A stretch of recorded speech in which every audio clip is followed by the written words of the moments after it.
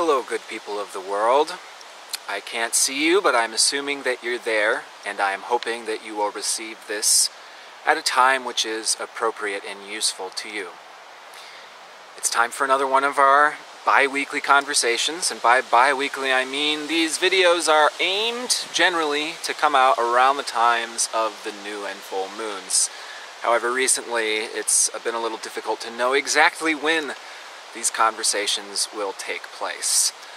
It seems like it's been a little while since I've had the time here to come into my own space, peacefulness in nature, and sit down and have one of these one-on-one conversations with the camera with nobody that somehow reaches a bunch of people anyways.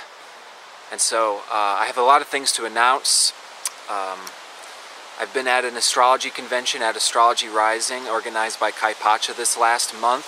It's been very rich, very busy, very progressive, and I want to talk more about some of these things towards the end, but let's talk about astrology, and that's what these videos are intended to be about, astrology, which can seem to mean anything these days, but what we're talking about here is the actual planetary alignments, which all has to do with the natural seasons shared between the Earth and the Sun, the Moon and other planets, and how this symbolically reflects back to us our own experiences, evolution, rites of passages, and direction here on Earth.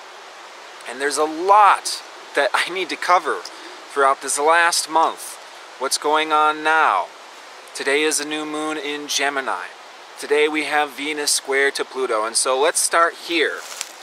Let's start with, it's even difficult to know where to start.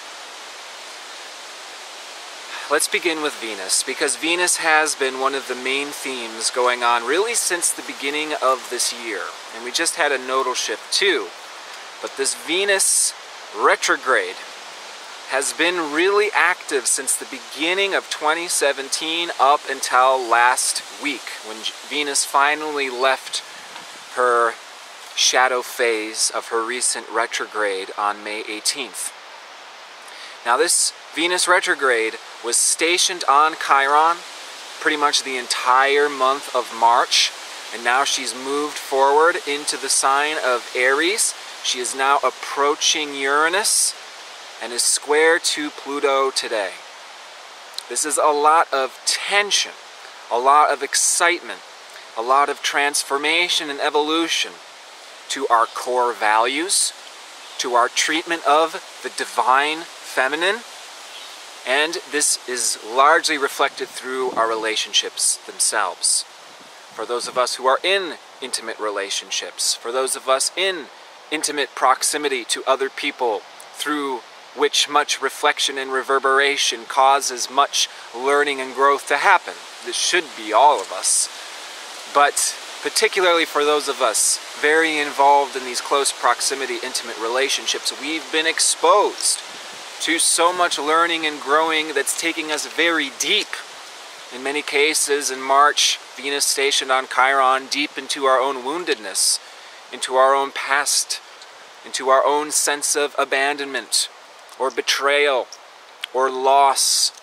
These could have been themes that we've been exploring and experimenting with throughout this Venus retrograde, and it continues with Venus square to Pluto today. An evolutionary tension that is causing us to look very deep into ourselves, what we really value, how it is being formed in the world. And it has a lot to do with Venus and Aries coming up to Uranus with this sense of independence, individuality, us wanting to initiate and share our own creativity with other people. And with the new moon being in Gemini today, this is initiating a month ahead that does have very much to do with social sharing, connecting with other people, connecting using technology and the internet so we can share and rekindle a relationship with that which we are most interested in, what really drives our curiosity and our desire to explore and to share. Well, this is Venus in Aries as well, wanting to initiate new identities and how we are sharing ourselves with others, approaching Uranus can be very excited, very fast-paced. Sometimes Uranus wants to cut corners, skip to the finish, be in the future rather than the present. And there can be this tendency to want to break free, to come into this independence, to celebrate our own creativity, which is, of course, this intention that we're learning the next 18 months of the Moon's North Node in Leo, which just shifted into Leo on May 9th. We're just beginning, just seeing the foreshadowing of this creative learning experience starting to unfold and to blossom. And yet, with this Pluto-Venus square tension right now, you know, it is a period that it's not necessarily easy. There can be a lot of frustration. There can be obstacles. There can be desires to escape into new realities or ideals or fantasies that are impossible to really escape off into. And so we're already covering a lot of the different astrology. Let's start to talk a bit about it, bit by bit, planet by planet. Well, Venus is coming up to asteroid Pallas Athena tomorrow as well. And Venus in Pallas Athena is this integration of the power of the divine feminine. And I really hesitate to even use the word divine feminine, considering what I so often see and experience in the world in terms of our own conscious and unconscious programming in association to what the divine feminine actually is. But what we're talking about here is the safety to express what we really value inwardly, what makes our heart come alive in a way that wants to be shared with our families, with our friends, with our associates in an intimate, harmonious, show and tell, beauty moving in and out type of way. The divine feminine has to do with the safety to express how we feel inwardly, who we are authentically, in our deeper, more behind the scenes, more intimate, having to do with our feelings, our intuitions, our spiritual center, and our vulnerability. Our vulnerabilities and our sensitivities are going to be things that are attached to the things that we value. For example, someone who has sensitive hearing may be someone who is inclined to work with music.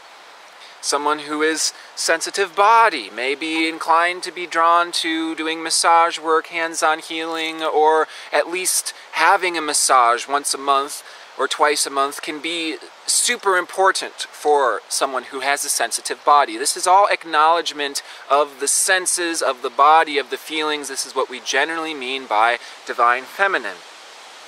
And we are learning how to hold space for ourselves, to give that time for relaxation, for the luxury to come into our senses, to come into our center.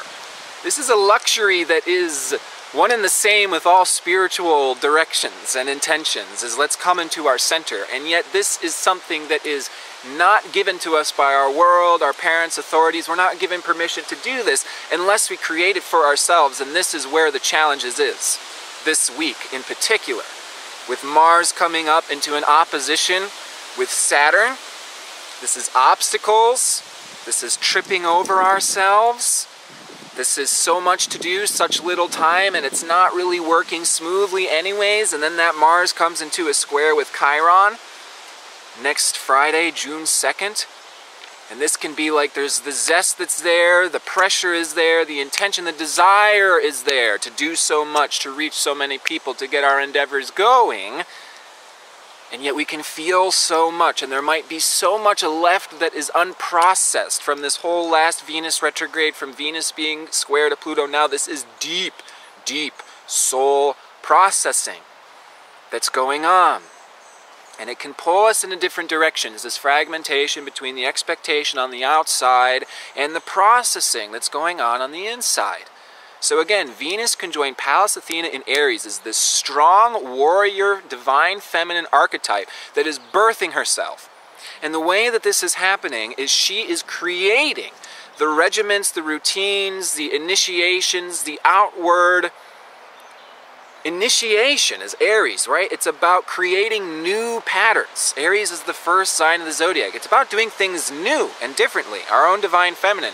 Recalibrating in order to do things differently.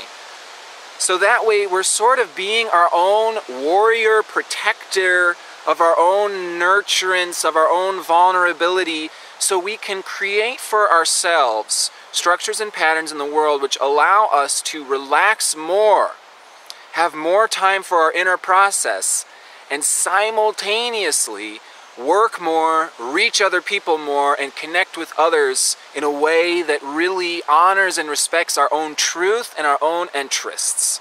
Is the challenge with Mars and Gemini wanting to do so much of our own interests, opposite to Saturn and Sagittarius. The need to come into reality and structure our own truth that honors our own perspective of what life in the universe really is about. And Jupiter, the ruler of Sagittarius, is stationing direct this whole next month. Stationed at 13 degrees, 13 minutes. Jupiter will be stationed exact next Friday, June 9th. Okay, so earlier when I said Mars was square to Chiron, that's actually next Friday. So this is the Friday after, the second Friday of June 9th. Whatever. Okay? So Jupiter stationing direct the whole month of June is what I mean to say. Let's repeat that. Jupiter stations direct at 13 degrees, 13 minutes, the second Friday of June the 9th. And so we can look to the cardinal signs, 13 degrees. This is particularly where Jupiter is going to be strongly aspecting these planets. Jupiter turning direct in Libra is again calling attention back to our perspective of truth. One more time. Jupiter, the ruler of Sagittarius, is stationing direct pretty much the whole month of June. But the second Friday of June, June 9th, Jupiter will be exactly stationing direct at 13 degrees, 13 minutes of Libra. And he will be stationed in an inconjunct, a 150-degree aspect to Neptune in Pisces. And that's going to be one of the main aspects of June. Now, Jupiter stationing direct, the ruler of Sagittarius, has to do with our truth and our perspective. How do we actually see reality? What is our actual truth? And how can we work with our reality, work with other people, connect with other people that reflect back to us our sense of truth, our sense of perspective, what is real to us, in such a way to create more harmony, more give and take in a balanced way that's not fighting against the grain of other people or the machine or society, but actually works and continues to work and builds and grows. Is the opportunity for us in the month of June to really connect with our tribe. And this intention is beginning today with this new moon in Gemini. And so going back to this Venus, Palestine and Aries, this is the initiation, this is the intention, this is what we're gung-ho about. And yet that opening square to Pluto is the propensity, particularly with Uranus being right there. Venus on Uranus, June 3rd. Is excited, get ahead of ourselves, skip into the future, or break free from everybody. Fuck you, I'm going to be on my own, I'm better on my own, I'm more creative on my own, I have more space and freedom on my own, which is true on a certain level. And yet we oftentimes use that escapism or that blowing out, that revolutionary independence as a way to escape our own soul's deeper, more murkier, sometimes heavier, more complex desires. What do I really value in my soul? What did I come on this planet to do? Maybe it wasn't just to have a fun time. Maybe we don't fall in love with people just to have a fun time. Yeah? New moon in Gemini, the month of Gemini ahead of us, is sometimes this salesperson tendency, like it sounds good, it looks good, but is it really good? Does it actually work? Is this a salesperson pitch, or is this the actual value that they're selling? Is it the actual value of what I'm doing? Is it the actual value of the connections that I'm forming? Is it satisfying to my soul? Is it satisfying to my soul's work? And my soul's intention is to do work, if we're going to be honest. And so we've had asteroid Juno, the partnership asteroid, transiting retrograde over Pluto the last several days, as if there hasn't been enough relationship friction already. There's a lot of deep underworld relationship friction that is causing these deeper soul values to really be exposed, worked with, and brought to the surface. Juno conjunct Pluto in Capricorn can be the deep soul unions we formed with other people to do the soul work that we've signed up for. It is our relationships to the world. It's not just relationships to other people too. This is what we are committed to as souls. This is my work. This is what I'm doing in the world.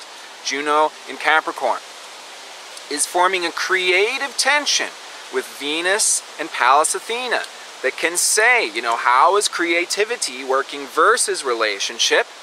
All of this fear, jealousy, sense of abandonment, and betrayal is the stuff that is being worked with. Those are the clutter, the debris, the past life, karmic remembrances. That is the soul work that we came here to confront, acknowledge, work with, and work through. And so this has been this major friction, and it will continue throughout this next week. And Mars coming up to an opposition with Saturn on May 29th, and then squaring Chiron on June 2nd, does not make it easy to do all of these things in the way that we might want to just effortlessly pick up the balls and just juggle. Oh, it looks easy enough to juggle. Look at this guy. He just has those spheres moving in a circle. No problem, you know. Mars in Gemini is the juggler. Mars square Chiron is we want to juggle, but we're feeling like maybe we're not the best juggler in the world. And oh my gosh, are people going to see when I drop all the balls? And we do drop all the balls, and we have to pick them up, and we have to resume the practice of how to do all of these things, and the sense of abandonment, and oh, the sense of people don't respect me, and you know, Mars square Chiron can be like getting punched in the stomach, and you know, we lose our breath. And it's like, how do I do all this stuff when I feel like the air is knocked out of me? And we have to be as slow as we can be. This is about structuring the time needed in order to heal, in order to relax, in order to rekindle the relationship to our core. As we are in the midst of the connecting, the juggling, and the relating to other people, which is where so much growth and expansion is happening too. And so what's a key thing that we can keep in mind as we're moving through this is authenticity. Be very, very real. This is not about joining groups or clubs or coming into beliefs or convincing yourself that something is totally true because it's easy, because it looks good. That salesperson pitch, if we believed every billboard that we read, if we were sold by every commercial that we heard, think about how broke and how bitter and angry of how misled we were by these signs that were actually very shallow being sent by the quote-unquote universe. Well, that's an important thing to keep in mind right now with Jupiter stationing and in conjunct to Neptune. The natural Libra Pisces in conjunct, Jupiter's in Libra, Neptune's in Pisces, is possibly the most delusional, escapist two pairings of zodiac signs that there is. Libra can be just like, oh, my life's going to shit, but you know what? It's okay. It will put a smile on, and you know what? It's not bothering me that much. No, it's not that bad. And of course, Pisces can be total escapism, can be delusion, it can be the schizophrenic, it can be the alcoholic, so on and so forth. We have many different names and meanings.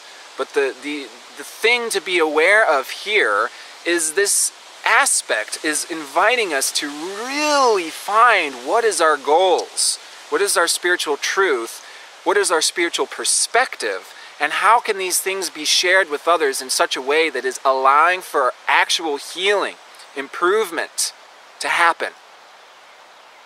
And we can escape from that soul intention to improve, which as far as I know, it's an eternal soul intention. We're always improving. But we can cop out into, oh, this is settled and I've got this in the bag and I'll just do this act or I'll just do this show. That's not authentic. All this Venus-Pluto stuff, Mars opposite to Saturn, we're falling on our faces, we're seeing relationship difficulty and crumbling, and that's the human experience. When we open that can of worms to other people in a safe space that is authentic, it allows for the creation of groups of other people who are doing similar work to come together and support one another. And so this new moon in Gemini today, and we can look at the power of this through the Sabian symbol. And this is important to look at the Sabian symbol because this new moon is square to the moon's nodes. It's at the midpoint between eclipses. This is a part of our collective consciousness. We do need to integrate this new moon. It's powerful and it's important to our own collective evolutionary journey. And so, the Sabian symbol for 5 degrees, because you round up to the next degree when using Sabian symbols, reads, "A radical magazine displays a sensational front page." And Dane Rudyard explains that this is about the compelling power of social propaganda. But it's coming out of sympathy into organized reformation. So again, Gemini is what? The technology, is the connecting with other people, is the sharing, is the show and telling, is the salesperson pitching in order to reach others, in order to form those connections, in order to connect with other people through the workshops, which by the way I'll be doing. Check out rasalila.com. We'll have a store up very soon. But this is a means of connecting with other people in a way that hopefully holds deep meaning. Sympathy towards the actual collective situation in which we are all living. Sympathy towards the world in which we are living, which makes it difficult to earn a living and do what you truly value simultaneously, unless you really are an authentic electrical engineer or doctor or lawyer. I'm sure there's some of them out there. But the point is, for most of us, the world does not make these things easy. What also is not guaranteed easy is relationships in a world where we're still trying to figure out how do we get simultaneous freedom and committance / security in relationships. It's not an easy thing for us to be figuring out, and we are figuring it out. It's an evolutionary intention that I see almost in everybody, is how do we get these things simultaneously when it seems like we either have one or the other. This is the juice. This is the mechanism, the creative tension which invites new discoveries and breakthroughs to be found. And Venus conjoining Uranus this week and this weekend is the opportunity for us to experiment. It's not necessarily about knowing, this is who I am, this is our relationship, this is our committance, this is what we're doing. As much as, I need to be free, I need to feel safe. How are we going to do this? Let's try this out. Okay? This is the mechanism. Again, creative friction. We've had Saturn square Uranus, and Saturn will remain square Uranus the next several months. It's one of the main transits of 2017. Is this friction between, let's settle down and make this work. Let's create these structures, let's form these modalities. And then let's break out of them. Let's get out of the limitations of the structures we've just formed. Let's break free of the conceptualizations that we've just become frozen to. And then let's find new structures, new teachers, new forms, new modalities, and we'll structure these and we'll see how that's working. It's like the ocean waves coming up and freezing and then pushing down and then coming up and freezing, or a glacier carving through a mountain over periods of time. This ebb and flow, the potholes in the road formed by this frozenness, this meltedness, this frozenness, is the Saturn-Uranus creative experimental mechanism. And it's about using this. This trine is powerful, it is progressive, it is getting so much stuff done in such a short amount of time. And so it is about being down with the experimenter without throwing out the baby with the bathwater, without running away, without escapism, using what hurts us and slows us down in a way that inspires the work and the relationships that we are reaching, is the optimum way of working with this next week's Mars aspecting the Chiron-Saturn square. This Chiron-Saturn square going on all this year is really deep, profound, intense, heavy healing. That's saying, how can you, carrying these lifetimes of burden, of being abandoned, of being left out, of being told what to do, of being told what your religion is, of being told what your gender means, how can you just continue forever to hold everybody and everything up yourself? And these stumbles that we're taking these next couple weeks that's reflecting that reality back to us is the opportunity to illuminate the woundedness in us so we can align and integrate that woundedness with our work, which becomes spiritual work, which becomes soul work, which becomes healing work, which makes everything that hurts us in the past a part of our own sensitivity that's informing us of the reality of the present. So we can seize the opportunity of the present, actualize the tools, the modalities, the other teachers, the other connections, to do the work in the present that is most useful and beneficial to us all in this given day and age. So we can share and reflect all of our discoveries with other people, see our own story, our past woundedness, benefit and uplift other people, which changes the whole game on its head.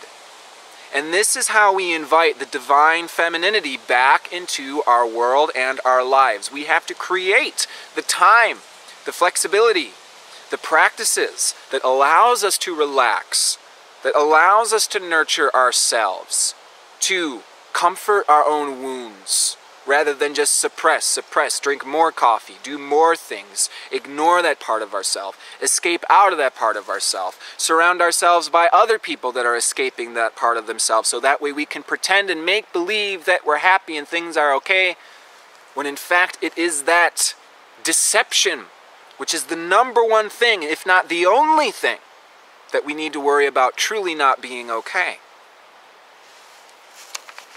So, I think that we've covered most of this astrology.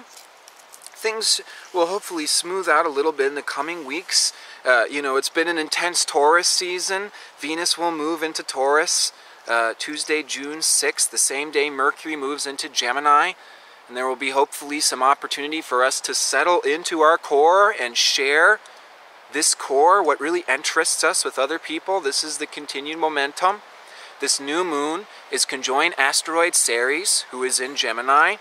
It's really about nurturing ourselves by bringing us into this space where we can share and teach others what is uniquely interesting and useful to us. Not playing other people's games, not being in other people's classrooms.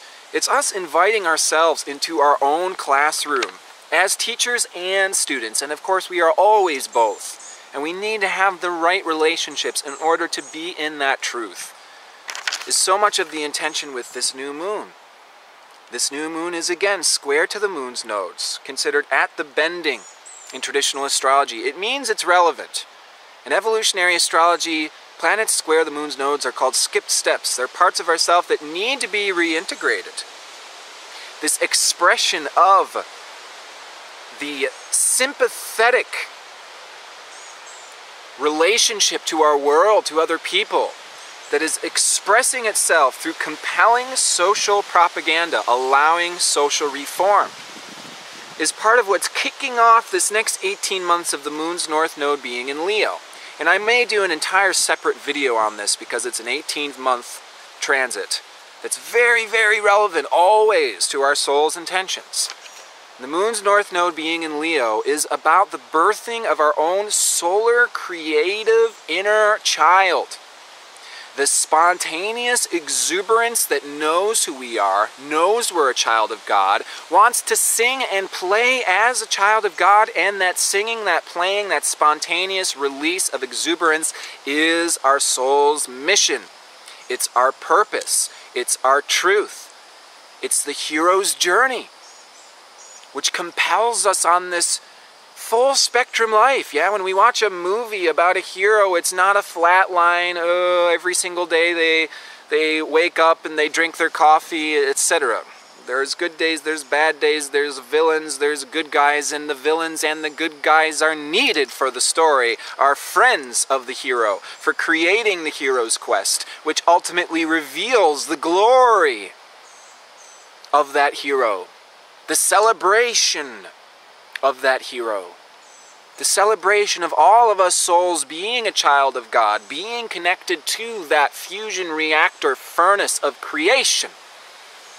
That is the reality that we are all stars, that we are all made of star stuff, and we all radiate this light that is life and impregnates life with life through the celebration and the honoring of life. This is Leo.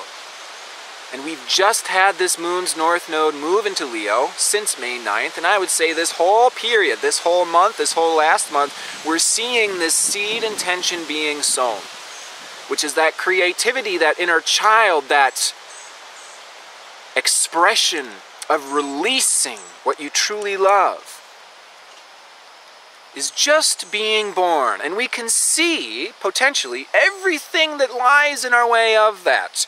I wish I could release this. I wish I could play these instruments. I wish I could be that radiant person.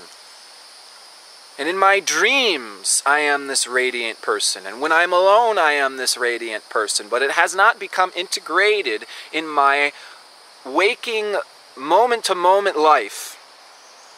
And this is the seed being sown in our heart. So we can own and we can be and we can live and celebrate these intentions which are blossoming throughout the next 18 months. Throughout the next 18 months, the moon's south node is in Aquarius.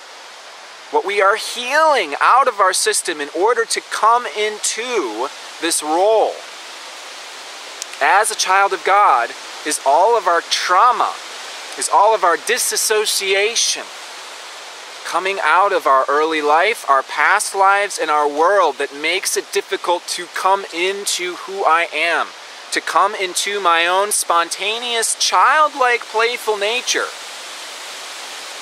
Because the last time I did that, I got yelled at. The last time I did that, I got humiliated. The last time I did that, there was trouble, there was trauma, and that led me to disassociating from my heart, my truth, my role in the world.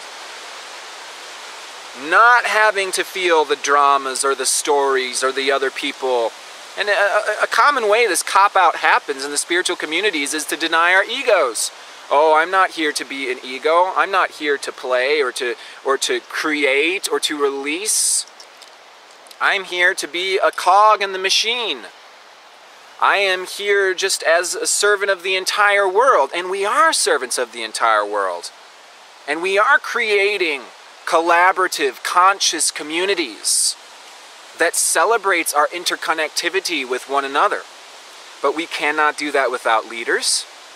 We cannot do that without embodied souls who are owning our own unique talents. That are unique, they're special. You don't have the same talents as everybody else. Not everybody plays the same musical instrument, and if we did, it wouldn't sound like an orchestra. It would sound like too much trumpets, too much violins, and if you've ever attended an elementary school concert, you know what that sounds like.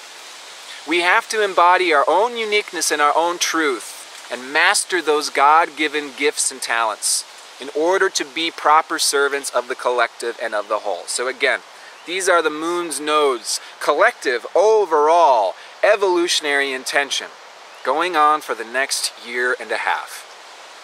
So it's great to be able to finally sit down in nature and connect with you guys, because I tried to do a full moon video during the full moon in Scorpio a couple weeks ago in Costa Rica while there was a thunderstorm with Rick Levine and Ari Moshe and Eugenia Kroc, these amazing astrologers sitting on either side of me on a couch, while several other people were crowded around with their iPhones taking video of me, and I couldn't think straight at all.